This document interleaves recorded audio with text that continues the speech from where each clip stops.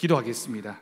하나님 아버지 감사합니다. 2024년을 시작하며 찬양 예배 첫 특송으로 우리 교역자들과 당회원들이 한 마음이 되어서 하나님을 찬양했습니다. 하나님께서 드린 찬양을 기뻐 받아주시고 더욱더 섬김의 모습으로, 낮아짐의 모습으로 교회와 성도를 섬기는 하나님을 기쁘시게 하는 우리 교역자들, 당회원들 되게 은혜 되려 주옵소서. 우리 주 예수님의 이름으로 기도드립니다. 아멘. 먼저 광고 하나 하고 잊어버리기 전에 시작하겠습니다. 예전 구제부, 나눔부 통장을 장부를 찾고 있습니다. 혹시 봉투에 같이 담아가신 분들은 집에 이렇게 봉투 한번 확인해 보시고 구제부라고 쓰여져 있는 장부가 있으시면 돌려주시면 좋겠습니다. 거기에 돈은 없다고 하니까 그냥 장부라고 하니까 그냥 돌려주시면 됩니다. 우리 진복은 권사님이나 이인숙 권사님에게 돌려주시면 되겠습니다. 할렐루야. 오늘 말씀의 제목은 믿음이 정직이다라고 하는 제목입니다. 제가 우리 권사님 오늘 기도하시는 거 들으면서 그런 생각을 했습니다. 저희 딸이 그런 얘기를 하더라고요. 요즘에 이제 독서실에 공부를 하러 다니는데 아빠, 작심삼일이라는 말이 정말 과학인가 봐. 연초에 딱 시작하니까 독서실에 사람들이 굉장히 많더랍니다. 그래서 와, 이 많은 사람들 사이에서 어떻게 하지 했는데 사흘 딱 지나니까 싹 정리가 되고 사라지더랍니다. 우리 더사랑교회 성도님들은 연초에 먹었던 마음들을 꼭 기억하셔서 예배 더 열심히 드리고 은혜 받고 하나님 앞에서 봉사와 헌신의 모습이 끊이지 않았으면 좋겠습니다. 제가 어렸을 때 오늘 정직이라고 하는 제목으로 우리가 말씀을 나누게 되는데 누구 눈이 제일 무서웠는지 아십니까? 결혼하기 전에 어렸을 때는 어머니 눈이 굉장히 무서웠습니다. 저희 어머니가 저를 보고 야, 내 눈 똑바로 봐 이러면 정말 제 마음을 다 알고 있는 것 같아서 참 두렵고 떨리는 마음으로 잘 쳐다보지 못했던 그런 생각이 있습니다. 결혼을 하고 나서는 누구 눈이 제일 무서워졌는지 아십니까? 예. 우리 이성영 집사님이 아시는 것 같네요.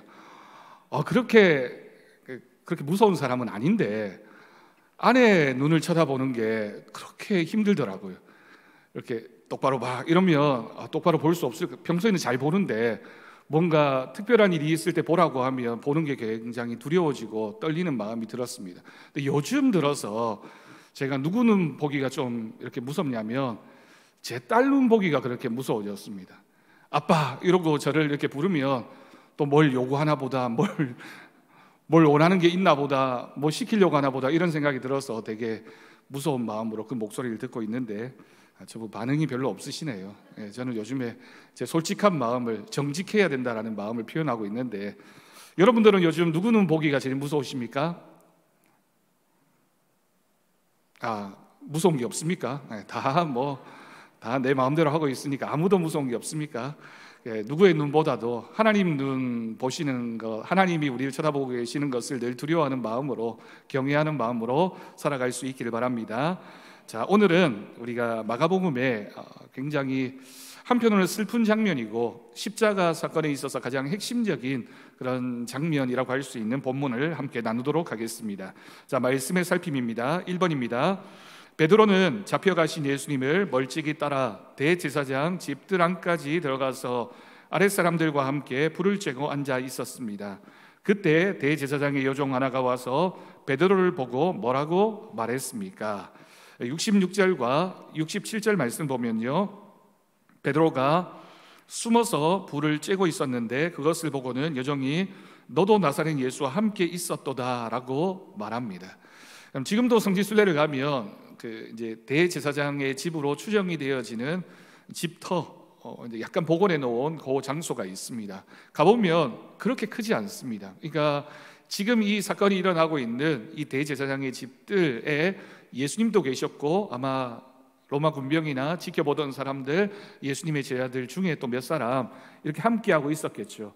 그렇게 크지 않았기 때문에 이 공간에서 어쩌면 누가 조금이라도 크게 얘기하면 다 들릴 만한, 그리고 조금만 그 소리를 듣고 돌아보면 저 사람이 누군가를 알 만한 그런 장소에서 핵심적인 인물이 예수님과 베드로 그리고 사람들, 여종, 또 군인들, 재판하는 제사장 등등 해서 많은 사람들이 그 조밀한 곳에 모여 있었다라고 하는 겁니다.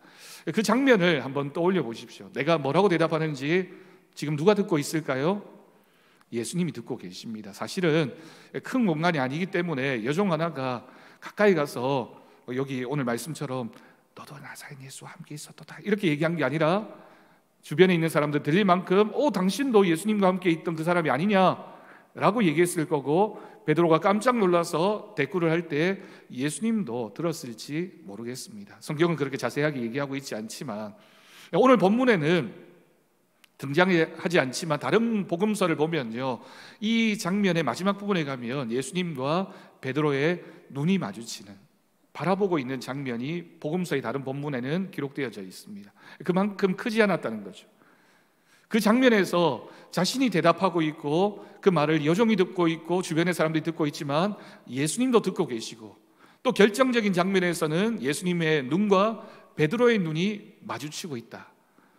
우리가 조금 전에 제가 누구의 눈을 보시면서 두려움을 느끼셨습니까? 라고 질문했을 때 이 장면에서 베드로가 예수님의 눈과 마주쳤다면 베드로의 그 마음이 어떠했을까요? 정말 쿵 하고 내려 떨어지지 않았을까요?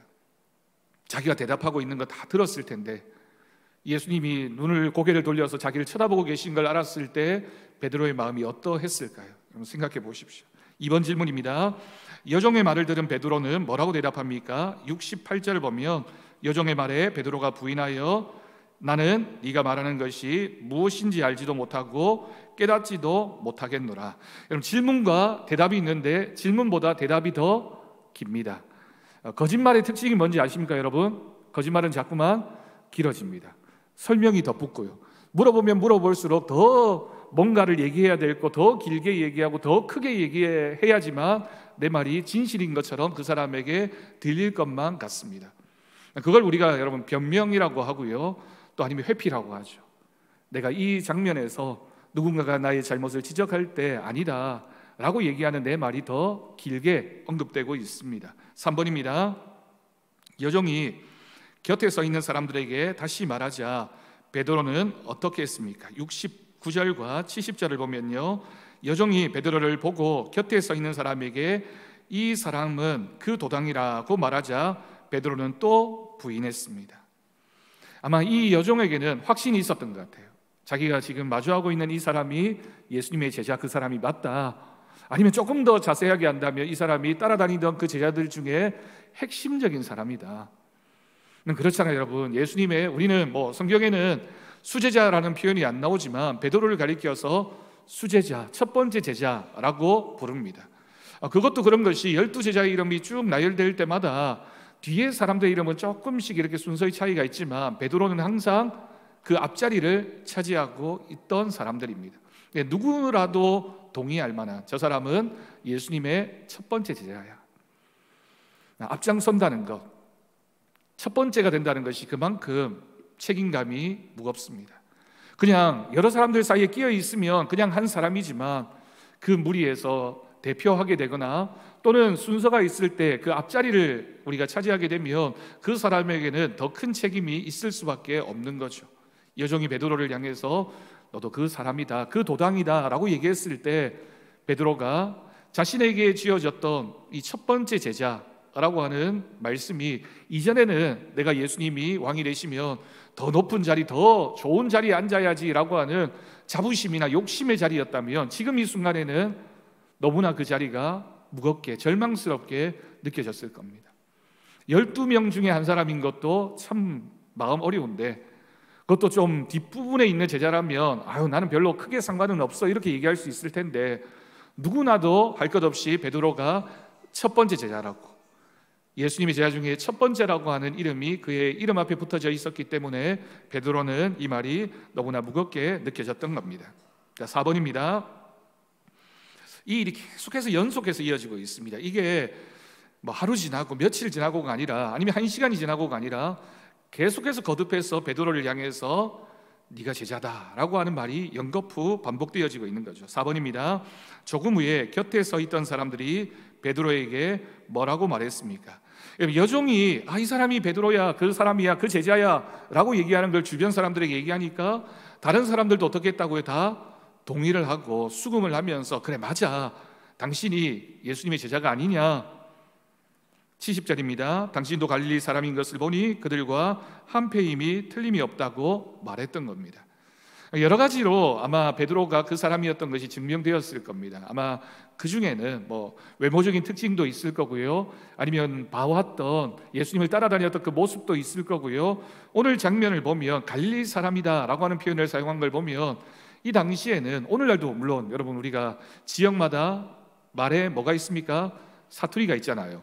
그런데 이 당시는 2000년 전이고 지역적으로 교류가 많지 않던 그런 시대이고 멀리 떨어져 있으면 갈릴리 사람들은 갈릴리 사람 특유의 억양과 사투리와 또 어떤 문법이 있기 때문에 누가 들어도 이 사람은 갈릴리 사람이고 예수님도 갈릴리 사람이기 때문에 이 사람이 예수님의 제자인 것이 틀림이 없다라고 생각할 수밖에 없는 증거가 된 겁니다. 그럼 제가 여러분 들리시기에 조금 억양이 조금 이상하지 않나요? 그죠? 느끼십니까? 5년이 지났는데도 아직도 그게 느껴지십니까? 제가 그 단어나 문법에는 사투리를 많이 안 쓴다고 생각하는데 제가 그래도 이제 부산 특유의 억양이 좀 있는 것 같아요. 그래서 이렇게 말할 때는 저도 잘 모르다가 녹음되어진 거나, 제가 예전에 그 극동방송에 가서 라디오 이렇게 진행을 오래 했었는데 할 때 제가 들어보면 정말 억양이 이상하구나. 제가 그런 얘기 해드렸지 않나요? 제가 예전에 처음 대구에 올라왔을 때 시내에서 경산 진량으로 가는데 버스를 탔는데 이제 버스 기사님에게 그 아저씨 대구대 가요? 이렇게 물으니까 못 알아들으시더라고요. 대구대 가요? 대구대 가요? 3번이나 얘기했는데 못 알아듣고 나중에 대구대 이렇게 얘기하시대요. 그러니까 부산에는 대구대학교인데 대구 사람들은 대구대학교 이렇게 발음을 하는가 보더라고요. 똑같은 대구대학교인데 그 억양 때문에 조금 다르다, 낯설다라고 느끼시는 것 같습니다. 이게 참 벌써 제가 부산을 떠나온 지 30년이 지났는데도 이게 안 바뀌는 걸 보면 이 당시에 베드로가 하는 말을 통해서 이 사람이 갈릴리 사람이야, 예수님하고 말이 똑같네, 억양이 똑같네 라고 하는 말이 들렸던 겁니다. 여러분 이 장면을 또 생각해 보십시오. 예수님과 닮는 것이 당연히 제자의 모습입니다. 아마 그 이전까지는 내가 예수님을 닮은 사람이고 예수님의 제자고 예수님이 갈릴리 사람인데 나도 갈릴리 사람인 것이 자랑스럽고 인정받을 만한 일이었을 겁니다. 근데 이 순간에는 어떻게 됩니까? 너도 갈릴리 사람이 아니냐라고 했을 때 어줍지 않은 예루살렘 그 표준어 사용하면서 아니야 이러면서 아니라고 얘기하고 있는 겁니다. 나 아니야, 나 그런 사람 아니야, 나 저 사람 몰라 라고 반응하고 있는 베드로의 모습 속에 사실은 우리의 모습이 숨겨져 있는 것 아닐까요? 우리가 살아가면서 여러분 크게든 작게든 예수님을 모른다고 부인해 보신 적이 없으십니까? 학교 다닐 때는 친구들이 너 교회 다니지? 라고 물었을 때, 아니면 점심 식사 시간에 식사하면서 기도할 때 조금 망설이고 누가 볼까 봐 조심스러워하고 그랬던 적 없으십니까? 아니면 어떤 모임에 갔을 때 내가 저는 이제 목사니까 목사라는 것이 알려질까 봐 조심스러워 본 적 없으십니까? 여러분들 장로님들, 권사님들, 집사님들 누가 길거리에서 교회 사람 만나가지고 아이고 권사님 이렇게 부르니까 깜짝 놀래가지고 아이고 내가 권사라는 게 들켰나? 이렇게 느껴본 적 없으십니까? 여러분들은 다 바르게 사셔서 그런 느낌이 없으신가요? 그럴 때가 있잖아요, 여러분. 저도 그런 때가 있습니다. 어느 가게에 가서 막 이렇게 얘기하고 있는데, 조금 언성 높여서 얘기하고 있는데 누가 저를 알아보고는 목사님 이렇게 부르니까 깜짝 놀란 적이 몇 번 있었습니다. 그 목사라고 하는 직분이 그전에는 굉장히 자랑스러운 직분이고 자부심이었는데 어느 순간에 가서는 굉장히 힘들고 듣기 무거운 그런 이름으로 느껴지는 거죠. 우리가 예수님을 믿는 사람들, 그리스도인, 성도라고 불려졌을 때 우리가 얼마나 그 이름에 자랑스럽습니까? 나는 예수 믿는 사람이야. 세상 친구들 만날 때, 식사할 때 기도하는 거 당당하게 기도하십니까? 아니면 직장에서 성경책 펴놓고 내가 큐티하고 성경 읽는 거 아무렇지도 않게 당연히 보여집니까? 그런 모습들이 우리에게 정말 질문되어졌을 때 어떻게 반응하는지를 생각해 보아야겠습니다. 베드로는 나는 예수를 정말 모른다, 정말 몰라, 정말 몰라, 정말 몰라요, 상관이 없어요 라고 거듭 부인하고 있지만 이 정말이라고 하는 말 속에는 사실은 강한 부정은 강한 긍정이 담겨져 있다라고 하는 겁니다. 자, 5번입니다. 베드로가 세 번째 말한 내용은 71절입니다. 베드로가 뭐라고 얘기합니까? 만일 자기가 그런 사람이면 저주받을 것이라고 말했습니다. 그리고 나는 예수를 정말 모른다고 부인했습니다. 부인을 넘어서서 이제는 아주 적극적으로 아니면 아주 공격적으로 나는 아닌데 당신이 이렇게 얘기하니 당신에게 화가 있을 거라고 얘기하면서 베드로가 예수님의 제자가 아니라고 나는 그 사람 모른다고 부인하고 있는 그 장면입니다. 6번입니다. 그때 닭이 몇 번 울었습니까? 그때 베드로에게 기억난 것은 무엇이며 자기가 거짓말한 것을 생각하며 어떻게 했습니까? 이때 72절 보면 닭이 2번 울었습니다. 베드로는 예수님이 자기에게 하신 말씀 곧 닭이 2번 울기 전에 네가 3번 나를 부인하리라 하신 말씀이 기억나 그 일을 생각하며 울었습니다. 몇 번 울었는지가 사실 중요하지 않습니다. 뭐가 중요합니까? 예수님이 하신 말씀이 기억났다는 겁니다. 예수님이 이 일이 되어질 줄 알고 미리 베드로에게 하셨던 말씀, 예수님이 왜 미리 베드로에게 이 말씀 하셨을까요? 책망하시려고요? 그래, 봐, 너 내 말대로 됐잖아. 야단치시려고요? 예수님이 나는 예언하는 능력이 있어, 그 예언의 능력을 보이시려고 이런 말씀 하셨을까요? 왜였을까요, 여러분? 이 일이 벌어지게 되었을 때 베드로가 거기에서 나락으로 떨어지지 말고 절망하지 말고 이 일이 생각나서 예수님을 생각하고 회개하고 다시 기회를 주시기 위하여 예수님께서 먼저 말씀하셨던 겁니다. 예수님은 베드로가 실패할 것은 알고 계셨지만 그 실패를 지적하기 위해서 이 말씀하셨던 것이 아니라 베드로에게 기회를 주기 위해서 다시 회복할 수 있는, 다시 예수님을 고백할 수 있는 기회를 주기 위해서 그렇게 이 말씀을 먼저 하셨습니다. 그 말씀이 기억나 그 일을 생각하며 울었습니다. 그 말씀이 생각나면서 회개의 역사가 일어난 것을 볼 수 있습니다. 여러분, 오늘 말씀도 중요하지만 이 말씀의 반복이 사실은 요한복음을 보면 요한복음의 제일 마지막 장에서 이 장면이 다시 반복되어지고 있죠. 어떤 장면으로 반복되어집니까? 예수님이 베드로를 부활하신 이후에 만나러 오셔서는 베드로에게 3번 물으셨습니다. 네가 나를 사랑하느냐? 이 대제사장의 법정에서는 주변에 있던 사람들이 베드로에게 물었습니다. 네가 예수님의 제자가 아니냐? 사실은 이 말은 네가 예수님을 사랑하느냐라고 하는 질문과 동일한 질문이라고 할 수 있죠. 사람들이 베드로에게 네가 정말 예수님을 사랑해?라고 3번 물었지만 베드로는 부인했습니다. 요한복음의 마지막 장에서 예수님이 친히 베드로를 찾아오셔서 네가 나를 사랑하느냐라고 물었을 때 베드로가 3번 예수님에게 대답합니다. 내가 주님을 사랑하는 줄 주님께서 아십니다. 여러분, 이렇게 잔인할 만큼 예수님이 질문하셨던 것은 베드로를 어떻게 하기 위해서? 용서하기 위해서, 베드로에게 다시 기회를 주기 위해서. 네가 나를 3번이나 부인했지만 이제 네가 나를 사랑한다고 3번 다시 인정하니 너는 내 양을 치는 사람이 될 거야. 너는 진짜 내 제자가 될 거야. 너는 하나님 사명 감당하는 사람이 될 거야. 내가 너를 축복해 라고 예수님이 말씀하셨던 겁니다. 그러니 여러분, 우리가 과거에 어떤 잘못을 저질렀는지 보다 더 중요한 것은 우리가 어떻게 하나님 앞에 용서를 구하고 회개하는 믿음의 심령인지가 더 중요합니다. 그래서 우리가 주일마다 예배를 시작하면서 회개와 참회의 기도를 하는 것은 내 잘못을 생각하면서 한 주간 내가 살아왔던 주님을 모른다고 부인했던 그 일들을 떠올리면서 주님, 그래도 제가 주님을 사랑합니다. 저는 부족하지만 연약하지만 그래도 주님을 사랑합니다. 제가 주님 사랑하는 줄 주님께서 아시지요 라고 기도하는 우리가 될 수 있기를 바랍니다. 자, 스텝 2, 말씀의 깨달음입니다. 1번 질문, 베드로는 왜 예수님을 부인하며 거짓말을 했을까요? 왜 거짓말을 했을까요? 유기성 목사님 설교 중에 나오는 얘기였던 것 같은데 제가 이렇게 설교 영상을 하나 보다가 봤는데 성경에 여러분 제일 많이 나오는 하나님의 명령 중에 사랑하라 라는 명령도 굉장히 핵심적이고요. 뭐 내 이웃을 사랑하라, 하나님을 사랑하라, 뭐 섬겨라, 낮아져라, 이런 말씀들이 굉장히 많이 등장합니다. 그래 기독교의 핵심이고요. 또 우리가 신앙의 가장 기준으로 삼아야 될 말씀인데, 근데 그 말씀들보다 더 자주 나오는 하나님의 명령이 있습니다. 그 명령이 뭔지 아십니까 여러분? 366번 나옵니다. 원어적으로 366번, 365일보다 한 번 더 많네요.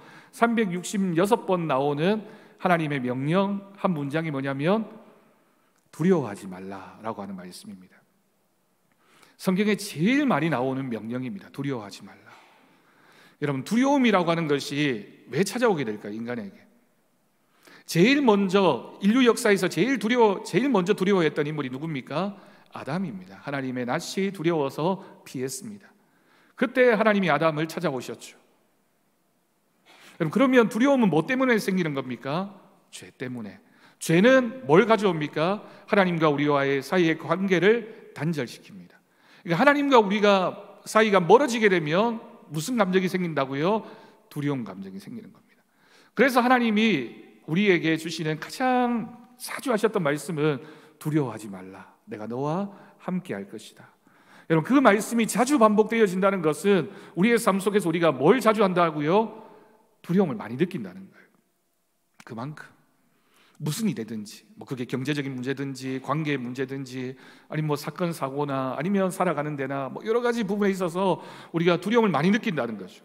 그러면 그 두려움은 뭐 때문에 느낀다고요? 하나님과 우리 사이가 멀어지게 되면, 우리가 하나님 안에 있으면 두려워하지 않을 텐데 하나님과 우리 사이가 멀어지게 되면 두려움을 느끼게 되니, 하나님께서 우리에게 주시는 말씀, 두려워하지 말라라고 하는 말씀은 더 나와 더 친해져야 돼, 더 가까이 와야 돼, 네가 내 안에 거해야 돼, 네가 내 안에 있으면 너는 두려움이 없을 거야. 두려움이 모든 사랑은 두려움을 다 몰아낸다라고 말씀하셨습니다. 베드로가 왜 부인했습니까? 왜 거짓말을 했습니까? 두려움 때문이었습니다. 두려움은 자기 자신만을 생각하는 데서 오게 됩니다. 하나님의 일보다 자기의 일을 먼저 생각하는 데서 두려움이 생겨나게 되고, 그 두려움을 피하기 위해서 거짓말을 하게 되는 것입니다. 자기를 죽이는 것만이 거짓말을 이길 수 있는 비결입니다. 아멘. 2번입니다. 예수님은 베드로가 3번 부인할 것을 미리 말씀하셨습니다. 그때 베드로는 어떤 태도를 취했습니까? 마가복음 14장 30절 31절 다 같이 읽겠습니다. 예수께서 이르시되 내가 진실로 내게 이르노니 오늘 이 밤 닭이 2번 울기 전에 네가 3번 나를 부인하리라. 베드로가 힘있게 말하되 내가 주와 함께 죽을지언정 주를 부인하지 않겠나이다 하고 모든 제자도 이와 같이 말하니라. 아멘. 예수님이 너 나 부인할 거야 라고 말씀하셨을 때 베드로가 뭐라고 대답합니까? 주와 함께 죽을지언정 결코 주를 부인하지 않겠습니다. 이것은 사실은 베드로뿐만이 아니라 말씀의 마지막 부분을 보면 모든 제자들이 그랬습니다. 그런데 그 제자들이 어떻게 했습니까? 예수님이 잡히시던 그 겟세마네 동산에서 다 뿔뿔이 흩어졌고요. 예수님의 제자 중에 한 사람은 자기 옷이 다 벗겨지는 거 다 버려두고 맨몸으로 도망칠 정도로 다급하게 예수님을 떠나버린 제자들의 모습입니다. 여기서 우리는 마음은 원이지만 육신이 약하다라고 하는 예수님의 말씀이 생각납니다. 베드로도 제자들도 다 주님, 저 주님과 함께 할게요, 주님이 죽으시면 저도 같이 죽을게요 라고 얘기했지만, 마음은 있었지만 자신들의 육신이 약했기 때문에 이 두려움의 상황이 찾아오자 뿔뿔이 다 흩어졌던 겁니다. 사람의 말은 믿을 수가 없습니다. 하나님의 말씀은 영원 불변하지만 사람이 하는 신앙의 고백은 언제든지 변할 수밖에 없습니다. 두려움의 순간, 고난 앞에서 언제라도 달라질 수 있습니다. 주님의 능력이 아니면 사람이 정직해지는 것은 참으로 어려운 일입니다. 그러니 여러분, 우리가 정직, 오늘 말씀의 제목이 믿음이 정직이다라고 하는 건데, 그러니까 하나님을 잘 믿는 사람이 정직한 사람이고, 우리가 정직해지려면 하나님을 잘 믿어야지만 정직해질 수 있다라고 하는 결론에 이를 수 있는 거죠. 3번입니다. 거짓말은 자기도 모르게 나올 때가 많습니다. 인간에게 있어서 거짓말은 사실은 본능에 가깝습니다.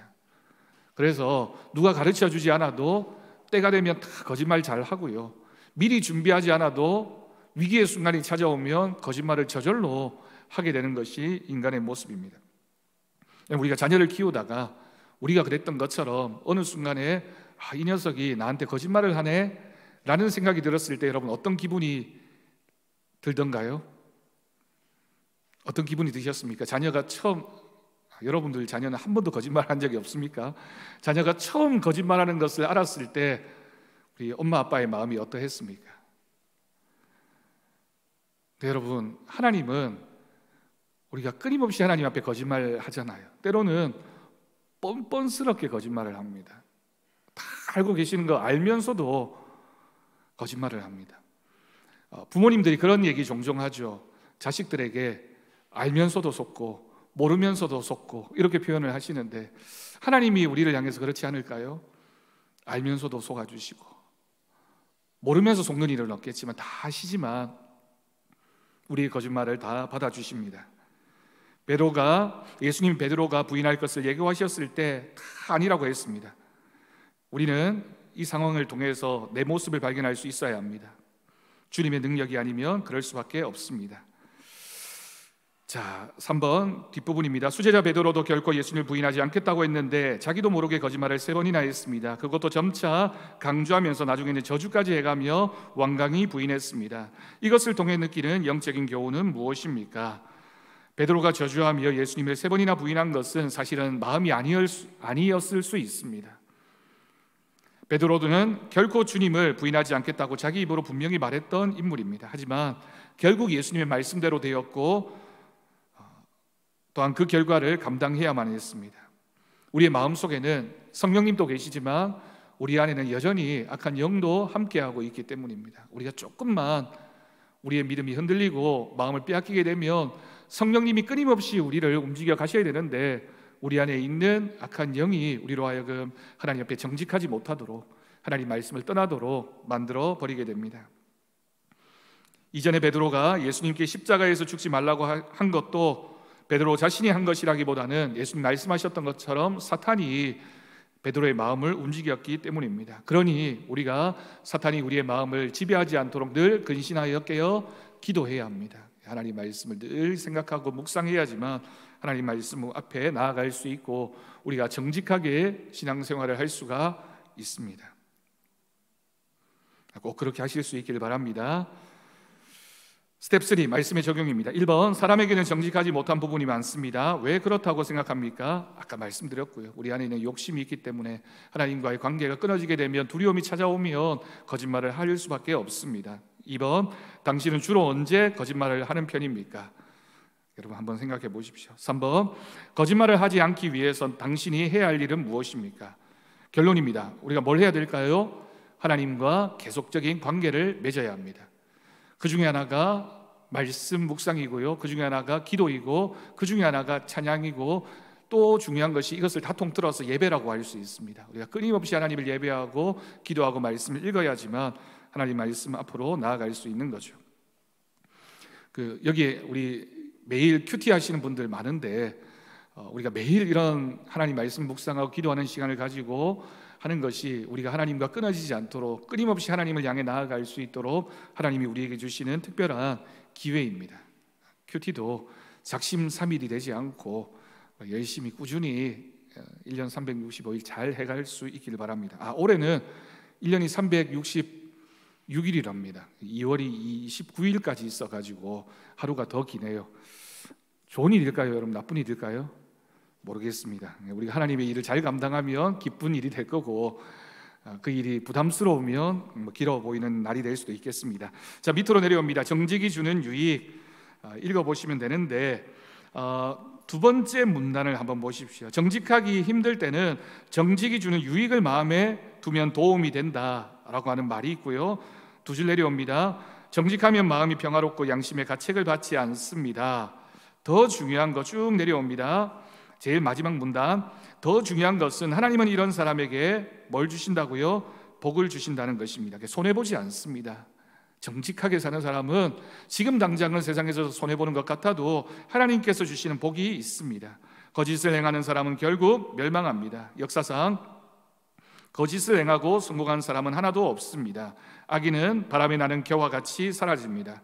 하나님이 인정하는 삶이 아니기에 결국 심판받고 맙니다. 당신은 어느 쪽을 택하시겠습니까? 그럼 우리가 하나님 편을 택하고 정직하게 살아가는 올 한 해 우리들의 믿음이 되기를 간절히 바랍니다. 자, 성실 선풍 연습하기 5번까지인데요. 우리 같이 읽겠습니다. 1번, 다른 사람의 것을 탐내지 말자. 2번, 진실한 양심을 갖자. 3번, 다른 사람을 속이지 말자. 4번, 규칙과 약속을 잘 지키자. 5번, 예수님이라면 하는 생각으로 일을 처리하자. 꼭 기억할 수 있길 바랍니다. 종종 여러분, 우리가 운전을 하다 보면 아무도 없는 시골길에서 또 아무 일이 없는 것처럼 보이는 그 횡단보도 빨간불을 만날 때가 있잖아요. 아무도 안 보고 있습니다. 누구도 모릅니다. 요거 그냥 지나가면 훨씬 빨리 갈 수 있습니다. 어떻게 하시겠습니까, 여러분? 네. 어떻게 하면 좋겠습니까? 사고 날 일이 전혀 없습니다. 100%입니다. 왜냐하면 주변 반경 100m 안에 아무도 없고 보고 있는 사람도 없고 경찰도 없고 그날따라 인공위성으로 촬영도 안 되고 아무것도 안 됩니다. 그런데 어떻게 하시겠습니까, 여러분? 지나가야 됩니까? 하나님이 보고 계시고 내가 알고 있습니다. 하나님의 영이 내 안에 있습니다. 그러면 선택은 분명하겠죠.